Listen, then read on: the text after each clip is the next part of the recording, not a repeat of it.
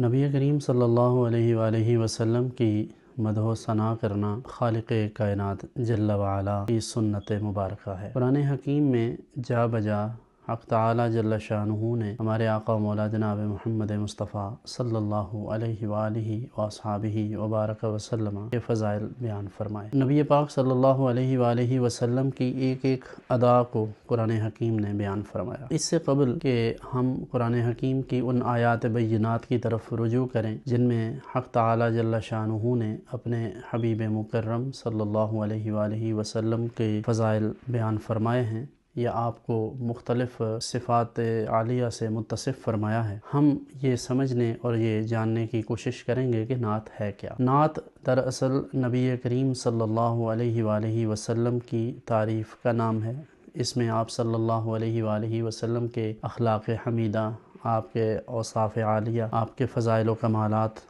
آپ کے معجزات، آپ کی اپنی امت کے ساتھ شفقت اور محبت، آپ صلی اللہ علیہ وآلہ وسلم کی سیرت و کردار اور آپ کے معمولات مبارکہ، کسی بھی چیز کا بیان کیا جائے تو وہ نعت کہلائے گی۔ سادہ لفظوں میں یوں کہہ لیجئے کہ ہر وہ چیز، ہر وہ بات جس کے سبب انسان کی نبی مکرم صلی اللہ علیہ وآلہ وسلم کے ساتھ محبت مضبوط ہو اور آپ صلی اللہ علیہ وآلہ وسلم کی جانب توجہ ہو، وہ نعت کہلائے گی۔ صحابہ کرام علیہم رضوان میں سے جلیل القدر صحابی حضرت سیدنا حسان بن ثابت رضی اللہ تعالیٰ عنہ، ان کے مشہور اشعار ہیں۔ عبداللہ بن رواحہ ہیں، دیگر کئی ایک صحابہ کرام علیہم رضوان نے حضور کی شان میں قصائد کہیں۔ حضرت حسان بن ثابت رضی اللہ تعالیٰ عنہ کا وہ مشہور شعر کہ وَأَحْسَنُ مِنْكَ لَمْ تَرَ قَطُّ عَيْنِي وَأَجْمَلُ مِنْكَ لَمْ تَلِدِ النِّسَاءُ کہ یا رسول اللہ صلی اللہ علیہ وسلم، آپ جیسا حسین میری آنکھ نے دیکھا ہی نہیں، کہ کسی آنکھ نے نہیں دیکھا۔ یعنی اس پر اگر تنوین پڑی جائے، عینٌ کہا جائے تو اس کا معنی یہ ہوگا کہ کسی آنکھ نے بھی آپ صلی اللہ علیہ وسلم جیسا حسین نہیں دیکھا۔ وَأَجْمَلُ مِنْكَ لَمْ تَلِدِ النِّسَاءُ اور آپ سے خوبصورت اور حسین کسی ماں نے جنا ہی نہیں۔ خُلِقْتَ مُبَرَّأً مِنْ كُلِّ عَيْبٍ آپ کو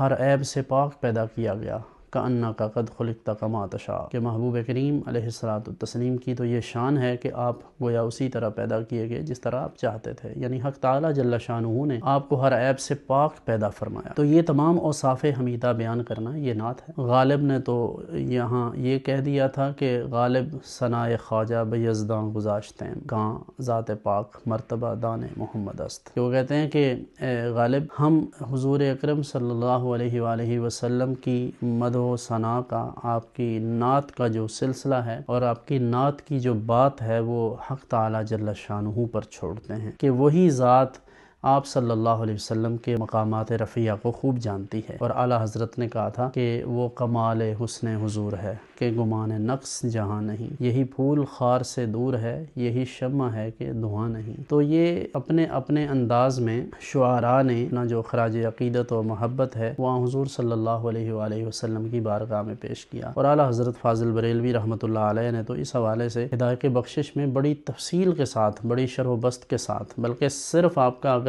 سلام جو ہے، یعنی کہ جو اعلیٰ حضرت رحمۃ اللہ علیہ نے مصطفیٰ جان رحمت پہ لاکھوں سلام یہ لکھا ہے، اگر صرف اسی کو پڑھ لیا جائے تو اسی میں سارے کے سارے فضائل و کمالات پرونے کی کوشش کی ہے انہوں نے۔ اعلیٰ حضرت نے نہ صرف حضور کی ذات گرامی بلکہ آپ کے پیکر مبارک سے لے کر آپ کے اہل بیت اطہار ہوں، آپ کے صحابہ کرام ہوں، آپ کے ماننے والے ہوں، ہر ایک کا انہوں نے ذکر کیا ہے بڑی محبت کے ساتھ۔ تو حضور صلی اللہ علیہ وآلہ وسلم کے فضائل و کمالات کو بیان کرنا، آپ صلی اللہ علیہ وسلم کی شان رفیع کو بیان کرنا، یہ صرف کوئی ہندوستان یا پاکستان یا ہمارے ان علاقوں کے اردو خواں لوگوں کا کام ہی نہیں، بلکہ عربی سے لے کر اجمیوں تک اور اجمیوں سے لے کر دیگر جتنے بھی یعنی کہ دنیا میں لوگ بستے ہیں، ہر کمیونٹی نے اپنے اپنے انداز میں حضور صلی اللہ علیہ وآلہ وسلم کی بارگاہ میں خراج عقیدت پیش کیا۔ تو آپ صلی اللہ علیہ وآلہ وسلم کی نعت کہنا، نعت پڑھنا، نعت سننا یہ سعادت مندی ہے۔ اور قرآن حکیم نے بھی جا بجا ان چیزوں کا تذکرہ فرمایا ہے جو چیزیں ہم عام طور پر محافل میں بیان کرتے ہیں، مثلا حضور صلی اللہ علیہ وسلم کے اخلاق کریمانہ کی بات کرتے ہیں تو سورہ قلم میں اللہ ارشاد فرماتا ہے وَإِنَّكَ لَعَلَىٰ خُلُقٍ عَظِيمٍ کہ اللہ رب العزت نے آپ کو خلق عظیم کے مرتبے پر فائز فرمایا ہے۔ ہم آپ صلی اللہ علیہ وآلہ وسلم کی مبارک چادر کی اور آپ کی کملی کی بات کرتے ہیں تو اللہ فرماتا ہے قرآن حکیم میں یا ایھا المزمل اے چادر اوڑھنے والے، کیونکہ حضور علیہ السلام جب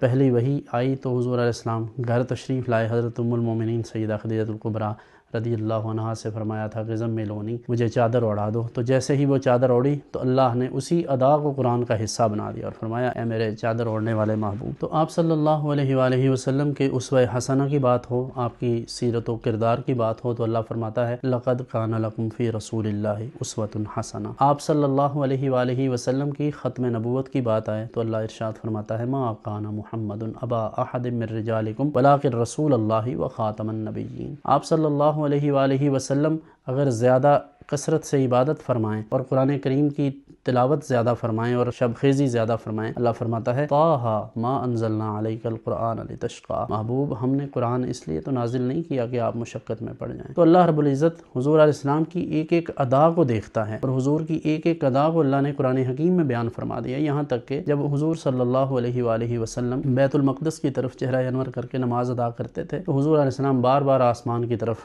چہرہ انور اٹھا کر دیکھتے تھے۔ اللہ رب العزت سورہ بقرہ میں ارشاد فرماتا ہے دوسرے پارے کے آغاز میں قد نرى تقلب وجهك في السماء فلنولينك قبلة ترضاها، محبوب ہم آپ کا بار بار آسمان کی طرف اپنا چہرہ انور اٹھانا دیکھ رہے ہیں، ہم قبلہ وہی بنا دیں گے جو آپ کی خواہش اور آپ کی رضا ہے۔ خدا کی رضا چاہتے ہیں دو عالم، خدا چاہتا ہے رضا محمد۔ تو حضور صلی اللہ علیہ وآلہ وسلم کی ایک ایک ادا اللہ رب العزت کو محبوب ہے، تو حضور کی تمام اداؤں کا تذکرہ کرنا، آپ کے اوصاف حمیدہ کو بیان کرنا یہ نہایت سعادت مندی ہے اور خوش بختی ہے، اور ماہ ربیع الاول میں آپ صلی اللہ علیہ وآلہ وسلم کے تذکار جمیلہ سے اپنے قلوب و اذہان کو منور کریں۔ اللہ جل شانہ ہمیں آقا کونین صلی اللہ علیہ وآلہ وسلم کا میلاد اسی طرح مناتے رہنے اور آپ صلی اللہ علیہ وسلم کی سیرت طیبہ پر عمل کرنے کی توفیق مرحمت فرمائے۔